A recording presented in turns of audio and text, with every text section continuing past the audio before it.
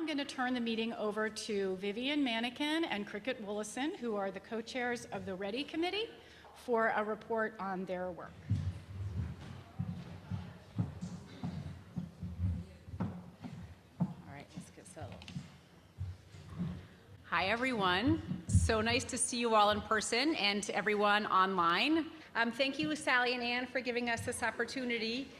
Vivian and I are delighted to be here today and are here to provide an update on what the Racial Equity, Diversity, and Inclusion, otherwise known as the REDI Committee, has been up to.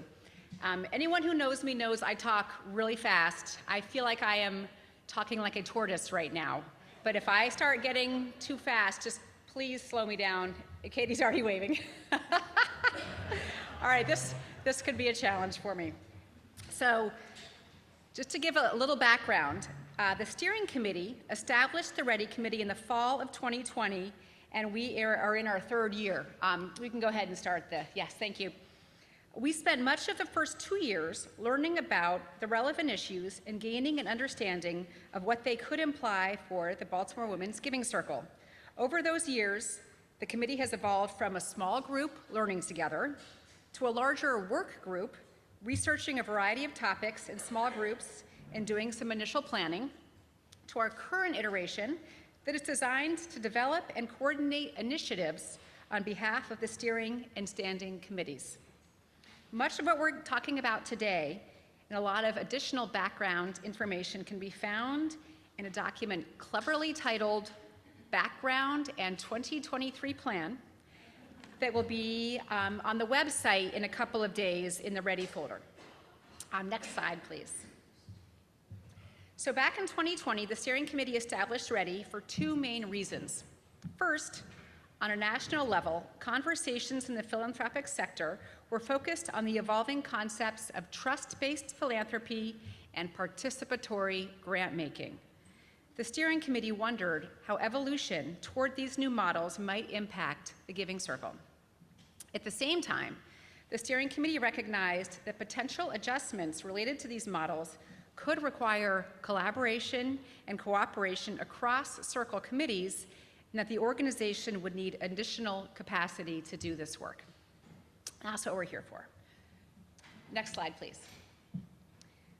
Fundamentally, the purpose of the REDI committee is to enhance our grant making, our learning, and our organizational practices by including more voices and points of view at all levels of decision making within the organization.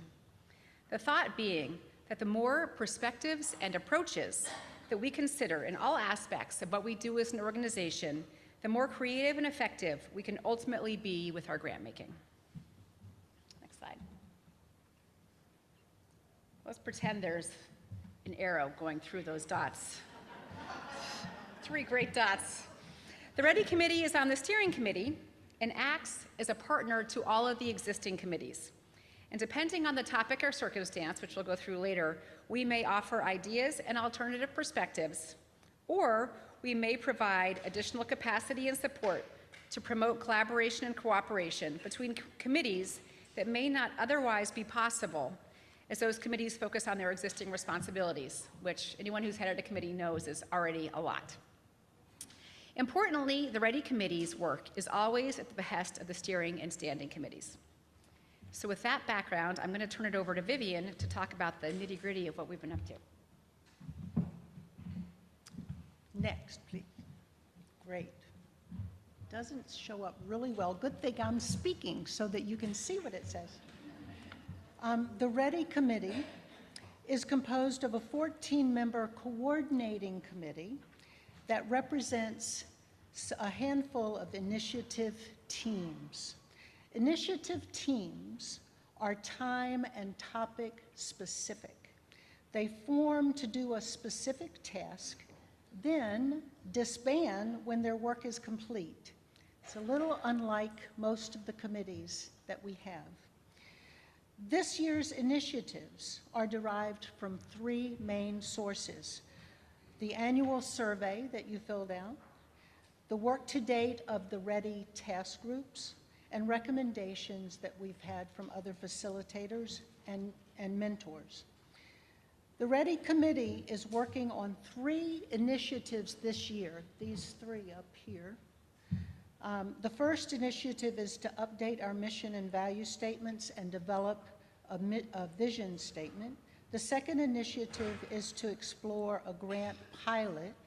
And the third is to develop REDI-related programs as outlined in the survey. Initiatives envisioned for the future include the ones on the bottom: collecting grant applicant and grant recipient feedback, investigating how to be an effective community member, partner, and how to increasingly include community voices in our decision-making. Additional initiatives will be considered based on the needs of the Circle. We feel that what we learn from the first 3 initiatives will lay important groundwork for what comes after. Next. The first thing we'd like to get moving on is the vision, mission, and value statements. As you may recall, an initial recommendation was developed and introduced to the membership in the summer of 2021. Based on constructive feedback from all of you on both the recommendation and the process, the REDI committee paused that work. Last week, the steering committee approved the restart of this initiative and is actively involved in overseeing and approving all aspects of the process. Over the summer, the REDI coordinating committee developed an inclusive and transparent process to span over the course of this year and include the entire membership and grant recipients as we build consensus throughout the whole organization. The first phase is for the Circle co-chairs to create a small group to participate in 3 sessions to review and consider revising the Circle guiding statements. Next. The drafting group will be composed of approximately 30 members, equally including long-tenured members who have been prior leaders, current Circle leaders, and newer members who have joined the Circle since 2015. This cross-section of members will start the process by evaluating our current guiding statements in 3 facilitated and in-person sessions, and then developing draft statements for further consideration and comment. As you can understand, this first phase, it would be impossible to do it with a huge group, so we're trying to keep it to a group that represents all of us. Okay, so once the draft vision, mission, and value statements have been developed, all Circle members will have the opportunity to participate in a series of focus groups to understand the reasoning behind them, to comment on the statements themselves, and to suggest edits or additional concepts for consideration. Grant recipients will also be invited to attend focus groups so we can receive their comments. Once the focus groups have reviewed the statements, the drafting group of 30 will meet again to synthesize the feedback received and revise the statements accordingly. The revised statements will go to the steering committee and then, if appropriate, the Circle membership for ratification. So that was the first initiative. The second initiative is the grant pilot. And we're working on that. The member responses to the annual survey conducted last June indicated interest in pursuing a $25,000 pilot that incorporated grassroots or small organizations defined as having budgets under $250,000, community-led organizations defined as having been founded and staffed by the population served, and incorporating a decision-making process that includes voices from the communities impacted. Okay. The grant pilot initiative currently is in learning mode, and it is not clear if we will be able to do a pilot in this grant year. But any initiative will be done in collaboration with the grants, Grantee Connect, post-grants, and any other committees that may be impacted.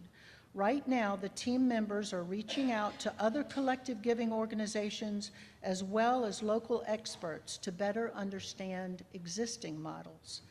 This pilot could be an exciting opportunity to explore trust-based and participatory grant-making processes and include input from grant recipients and applicants. Next. The Conversations Initiative team, that's the third one, is planning 2 programs or conversations based on feedback from the annual member survey.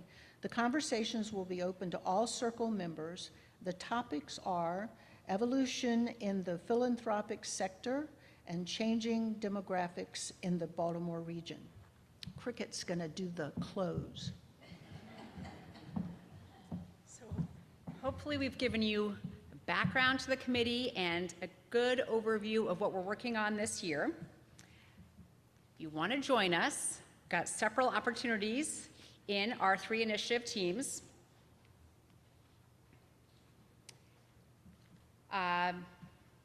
The first one, as we said already, were the conversations to work on planning the 2 programs.